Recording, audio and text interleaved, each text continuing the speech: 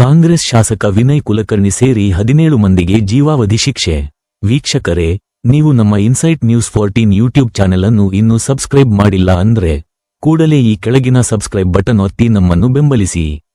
ಧಾರವಾಡದ ರಾಜಕೀಯ ವಲಯ ಮಾತ್ರವಲ್ಲದೆ ಇಡೀ ರಾಜ್ಯವನ್ನೇ ಬೆಚ್ಚಿ ಬೀಳಿಸಿದ್ದ ಯೋಗೇಶ್ ಗೌಡ ಹತ್ಯೆ ಪ್ರಕರಣದಲ್ಲಿ ಇಂದು ಬಿಗ್ ವರ್ಡಿಕ್ಟ್ ಬಂದಿದೆ.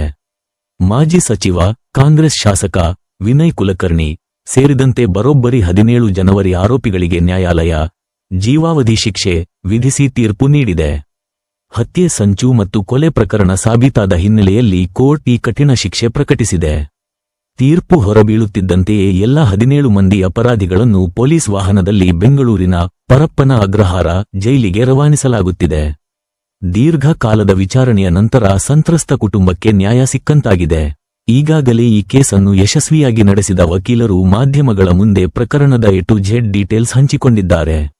ವಿನಯ್ ಕುಲಕರ್ಣಿ ಪಾತ್ರವೇನು, ಯಾವೆಲ್ಲ ಸಾಕ್ಷ್ಯಗಳು ಅವರಿಗೆ ಮುಳುವಾದವು, ಈ ಬಗ್ಗೆ ವಕೀಲರು ಎಬ್ರವರ್ ಎವಿಡೆನ್ಸ್ ಒಂದು ದೃಕ್ಸಾಕ್ಷಿಗಳು ಐ ವಿಟ್ನೆಸ್ ಮತ್ತೆ CTR tower location document evidence CCTV footage. ನಮಗೆ ಮೈನ್ ಎವಿಡೆನ್ಸ್ ಈ ಅಲ್ಲಿ ಪೋಸ್ಟ್ ಆಫೀಸ್ ಹತ್ತಿರ ಧಾರವಾಡ ಪೋಸ್ಟ್ ಆಫೀಸ್ ಹತ್ತಿರ ಒಂದು ಸಿಸಿಟಿವಿ ಫುಟೇಜ್ ಇತ್ತು. ಆ ಫುಟೇಜ್ ಅಲ್ಲಿ ಈ ಆರೋಪಿಗಳು ಅಲ್ಲಿಂದ ಈ ಆಯುಧಗಳನ್ನೆಲ್ಲ ತಗೊಂಡು ಓಡುವುದಂತೂ ಕ್ಲಿಯರ್ ಆಗಿತ್ತು. ಅದನ್ನು ಧಾರವಾಡ ಪೊಲೀಸರು ಪರಿಗಣಿಸಿಲ್ಲ. ನಾವು ತಗೊಂಡು ಅದನ್ನು ನೋಡುವಾಗ ನಮಗೆ ಗೊತ್ತಾಯ್ತು ಯಾರು ಅಲ್ಲಿ ರಿಯಲ್ ಆರೋಪಿಗಳಂತ. ಇದು ಮೈನ್ ಎವಿಡೆನ್ಸ್ ನಮಗೆ ಸಿಸಿಟಿವಿ ಫುಟೇಜ್. ಮತ್ತೆ ಶಾಸಕರ ಇನ್ವಾಲ್ವ್ಮೆಂಟ್ ಬಗ್ಗೆ ಇರುವಂತದ್ದು ಅಂಶಗಳೇನು ಸರ್, ಅದನ್ನ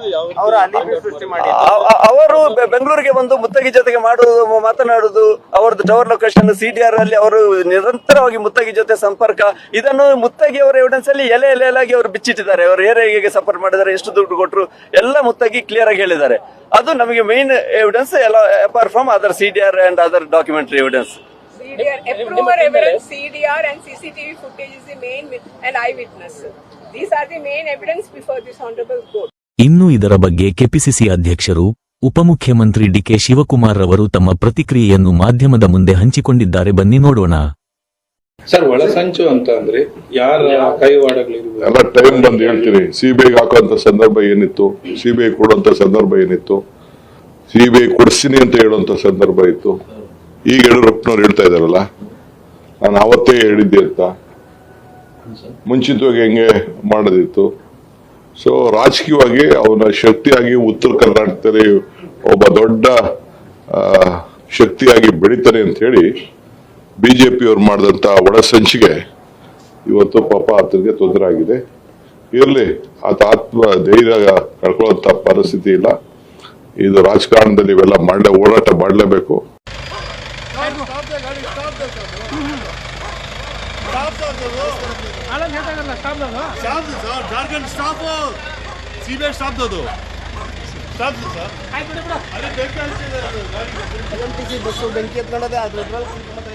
ಅಯ್ಯೋ